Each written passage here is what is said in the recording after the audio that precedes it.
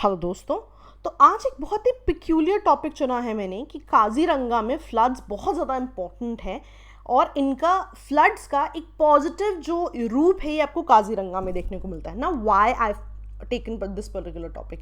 कभी भी आपको जब सवाल आते हैं कि फ्लड्स का इफेक्ट क्या है रीजन्स पे, हमारा पहला नोशन क्या होता है कि आंसर आपका एब्सोल्युटली डिजास्टर के डायरेक्शन में जाता है कि बहुत ज़्यादा डेविस्टेशन हो गई, इट वाज अ कैटास्ट्रॉफी और इस तरह के शब्दों में। लेकिन the main point that you forget is कि जो फ्लड्स हैं ये जोग्राफिकल फिनोमेना है, नेचुरल फिनोमेना है।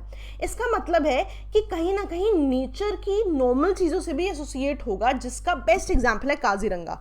कि ये जो नेचुरल फिनोमेना है काजीरंगा का, डेफिनेटली वहाँ पे बहुत ही ज़्यादा पॉजिटिव इफेक्ट करता है। मैं ये नहीं कह रही कि नेगेटिव नहीं है। जब ऑब्वियसली जब फ्लड बहुत ही ज़्यादा मात्रा में बढ़ जाते हैं, definitely it is a catastrophe, but एक बेसिक लेवल पे कहीं ना कहीं उस पर्टिकुलर रीजन में इसकी बेनिफिट है। कैसे है ये हम देखेंगे। उससे पहले हम ना फ्लड्स इन आसाम को थोड़ा समझ लेते हैं। अब आपको आसाम रीजन दिख रहा है, जितना भी ये ग्रीन रीजन है दैट इज़ आसाम। अब इमेजिन करो यहाँ से एक रिवर आ रही है ब्रह्मपुत्रा, ठीक है। तो यहाँ जितना भी फ्लड हो रहा है it is because of this particular river which is your Brahmaputra, ठीक है। अगर आप ब्रह्मपुत्रा को और क्लैरिटी से देखो, ये रेड वाली रिवर है। The moment it enters Assam, इस पर्टिकुलर रीजन में there is a lot of flood. अब क्यों, ठीक है। बहुत सिंपल से शब्दों में समझते हैं। देखो, अ lot of you would have done Indian physiography, तो आपको चीज़ें पता होंगी। कुछ आप में से होंगे जिनको नहीं पता है, तो हम सिंपल शब्दों में समझते हैं, ठीक है। Let's imagine, okay, not imagine, ऐसा तो है ही। चलो, ये आपका जितना भी ग्रीन रीजन है ये है आपका आसाम, राइट। अब हो क्या रहा है, देखो ध्यान से देखना। यहाँ पे नीचे एब्सोल्युटली हिल्स हैं, Garo hills, Khasi hills, Jaintia hills, Berar hills, Naga hills, Patkai Bum hills, Mikir hills, ठीक है। और अगर आप ऊपर देखो, दाफला हिल्स, मिशीमी हिल्स।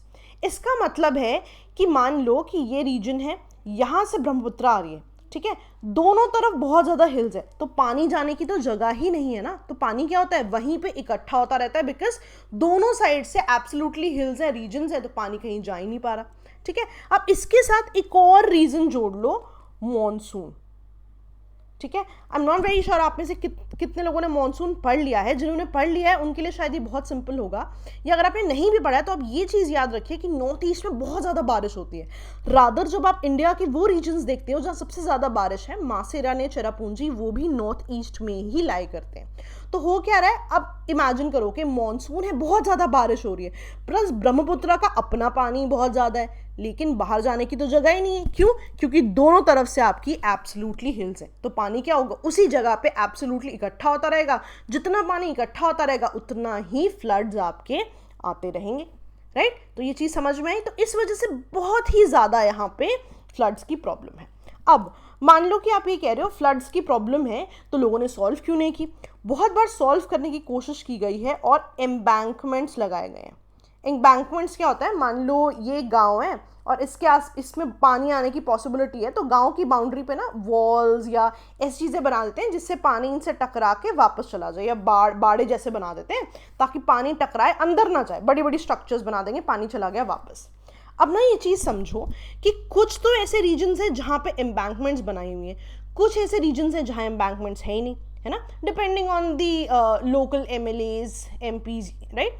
तो होता क्या है, अब जहाँ पे तो एम्बैंकमेंट्स हैं वहाँ तो बच गया, लेकिन जब पानी यहाँ से वापस मुड़ गया तो ये उन रीजन्स में चला जाता है जहाँ एम्बैंकमेंट्स नहीं है। तो अल्टीमेटली क्या हुआ, जहाँ एम्बैंकमेंट्स नहीं थी पानी एब्सोल्युटली वहाँ चला गया, वहाँ पानी को प्रिवेंट करने के कोई सोर्सेज ही नहीं थे, तो वहाँ पे क्या हो गया, एब्सोल्युटली बाढ़ आ गई।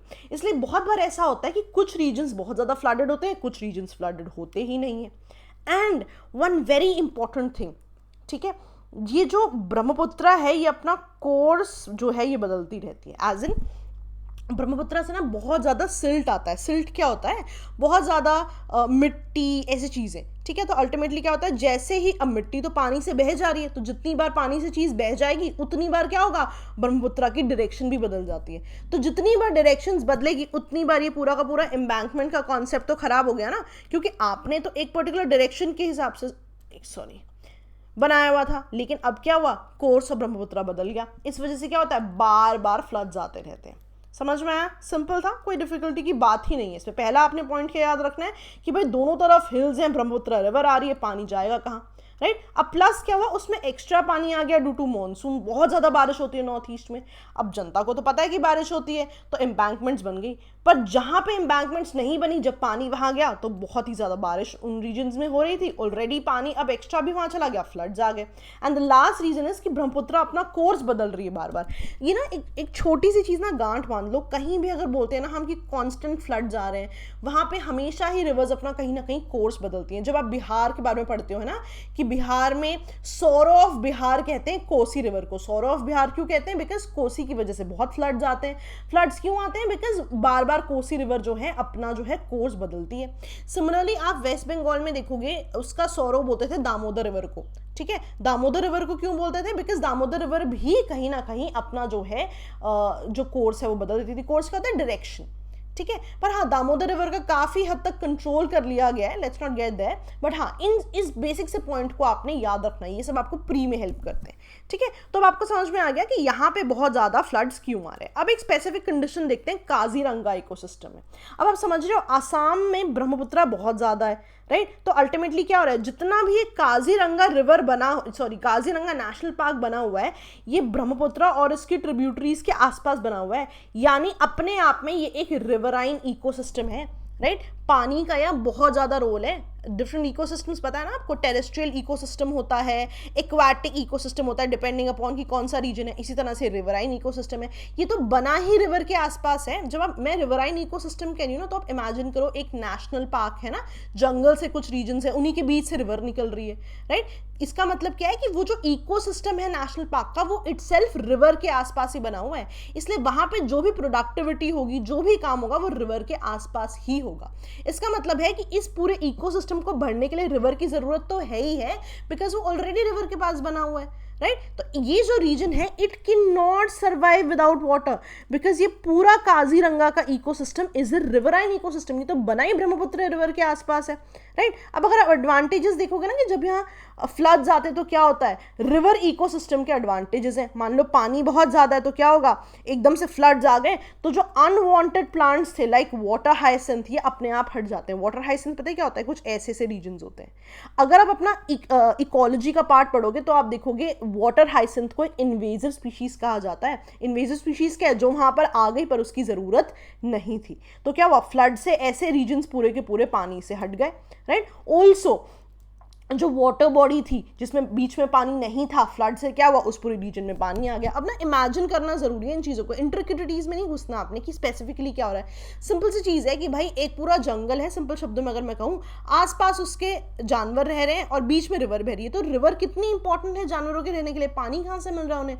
तो पूरा का पूरा जो काजीरंगा का इकोसिस्टम है उसको रिप्लेनिश कर देते हैं ये फ्लड्स, ठीक है। दूसरी चीज़ क्या है, ये पूरा का पूरा ब्रीडिंग ग्राउंड बन जाता है फिशेस के लिए, right. And one very important thing, Kaziranga जो है herbivore dominated area. Herbivore dominated क्या होता है? ऐसे जानवर वहां ज्यादा पाए जाते हैं जो हर्बीवोर्स हैं। फॉर एग्जांपल राइनोज हैं, वो हर्बीवोर्स होते हैं। तो अल्टीमेटली क्या होगा, जितना पानी आता रहेगा, राइट, हर्बीवोर्स के लिए ग्रासेस इंपॉर्टेंट है, जितनी बार फ्लड्स आते रहेंगे उतना ही ग्रासलैंड जो है बहुत ज़्यादा अच्छा बनता जाएगा वहाँ। तो जो हर्बीवोर्स है उनके रहने के लिए वो ग्रासलैंड बहुत ज़्यादा इंपॉर्टेंट है, इसलिए फ्लड्स बहुत ज़्यादा इंपॉर्टेंट हो रहे हैं। तो आप समझ रहे रिवराइन इकोसिस्टम का मतलब कि वहाँ का जितना भी जानवर है या फ्लड्स हैं वो इस तरह से ढले हुए हैं कि उनकी लाइफ लाइन जो है वो रिवर है, रिवर से जो सामान बन रहा है। फॉर एग्जाम्पल फ्लड्स आ रही है, फ्लड से ग्रासलैंड्स बेटर हो रहे हैं, तो वहाँ पे हर्बीवोर बहुत ज्यादा है, राइट। अब क्या होगा, फिशेस भी बहुत ज्यादा है, इन्वेजिव स्पीशीज है, वाटर हाइसिंथ, वो भी बेटर हो रही है। तो इन चीजों को बहुत ज्यादा इंपॉर्टेंस है वहां पे फ्लड्स में। तो कभी भी आप फ्लड्स की बात लिखो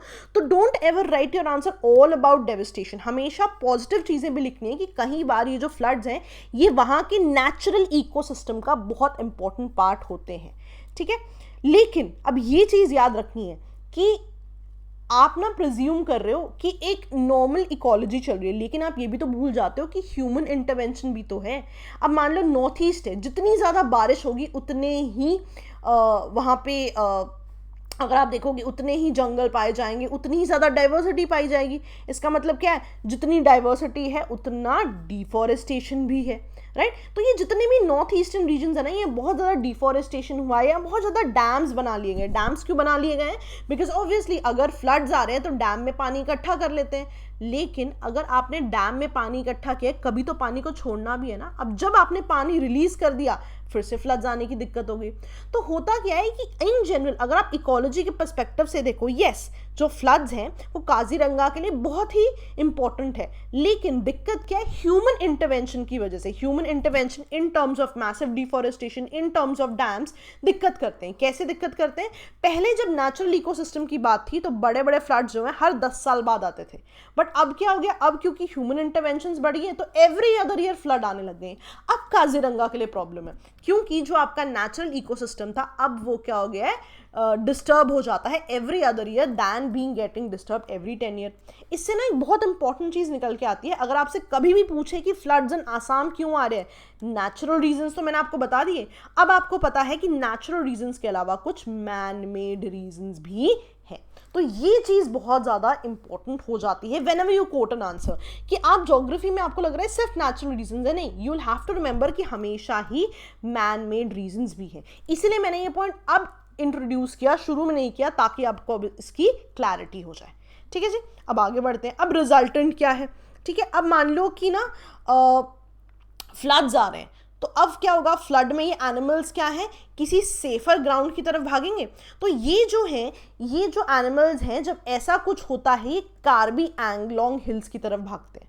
ठीक है, अगर आप यहाँ देखो तो आसाम में this is your Karbi Anglong hills, ठीक है, and this is your Kaziranga national park. अगर आप देखो दिस इज कार्बी एंगलोंग, ठीक है, बिल्कुल ही पास है। तो अल्टीमेटली क्या होता था? कार्बी एंगलोंग एक प्लेटू है, तो जब भी काजीरंगा में फ्लड्स आते थे तो जितने भी एनिमल्स हैं ये यहाँ की तरफ भागते थे।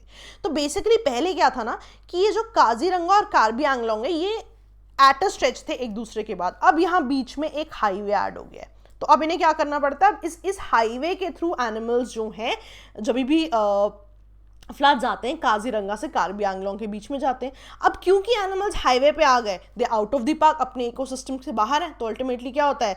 या तो किसी व्हीकल के आगे आ जाते हैं, या फिर पोचर्स जो होते हैं उनकी वजह से दे डाई, या फिर नॉर्मल इकोसिस्टम में क्योंकि अपने इकोसिस्टम से बाहर उनको सर्वाइव करना नहीं आता, they die because of that as well. तो ये चीज़ वहाँ दिक्कत करती है जब वहाँ पे बहुत ज़्यादा फ्लड्स आ जाते हैं। तो आप देख रहे हो ह्यूमन इंक्रोचमेंट कितनी ज़्यादा दिक्कत कर सकती है कि जो नेचुरल इकोसिस्टम था आपका, नेचुरली फ्लड्स बहुत इंपॉर्टेंट थे, अब जब बहुत ज्यादा हो गए तो वहां पे जानवरों की डेथ होने लग गई। Also one very important thing, जब ये लोग एनिमल्स थे नेशनल पार्क में थे तो ये अपने नॉर्मल एनवायरनमेंट में थे, सडनली जब ह्यूमंस के रीजन में है तो क्या हुआ? मैन एनिमल कॉन्फ्लिक्ट हो गया। अब आपको ये नहीं पता कि मैन कैसे एक्ट करेगा उस कॉन्फ्लिक्ट में, राइट। जैसे आपको केरला का जो इंसिडेंट था वो याद है कि हाथी जो थे उनको उन्होंने क्या कहते हैं, उन्हें पटाखे होते हैं उनसे दिक्कत की थी। तो अल्टीमेटली आप क्या समझ रहे हो कि मैन और एनिमल में हमेशा ही कॉन्फ्लिक्ट रहेगा, क्योंकि आपको ये नहीं पता कि how will man react to that animal. ठीक है, इररिस्पेक्टिव ऑफ कॉजेज क्या है, डिड रादर कि क्या मैन ने ये स्टेप लेके कोई स्टेप अगेंस्ट एनिमल लेके करेक्ट चीज़ की है, नहीं किया, irrespective of that you will have to remember कि कहीं ना कहीं मैन एनिमल कॉन्फ्लिक्ट में तो फंस जाएगा ना एनिमल। फिर नेक्स्ट स्टेप क्या हो? That is a different situation all together.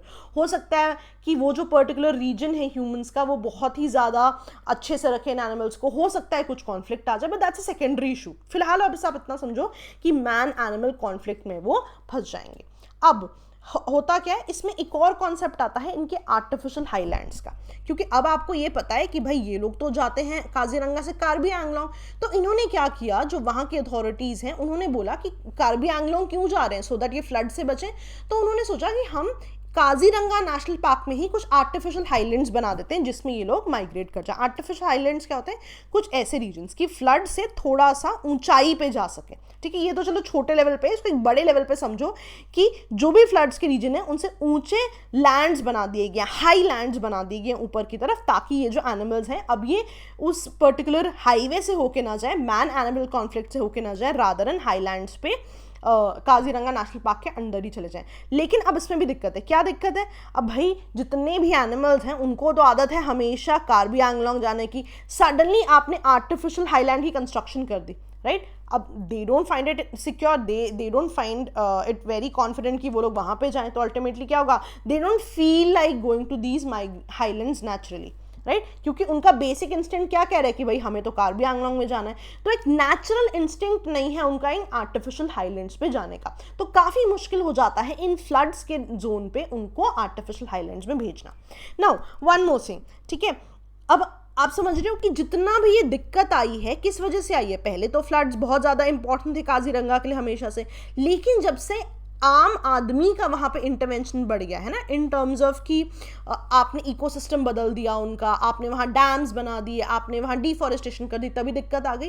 अब इमेजिन करो ऐसे सिचुएशन में जो काजीरंगा का नेचुरल इकोसिस्टम है, आप वहाँ पे आर्टिफिशियल हाईलैंड्स की कंस्ट्रक्शन कर रहे हो, आप भी तो एक लेवल पे कहीं ना कहीं जो उसका नेचुरल इकोसिस्टम है उसको रूइन कर रहे हो, उसको खराब कर रहे हो।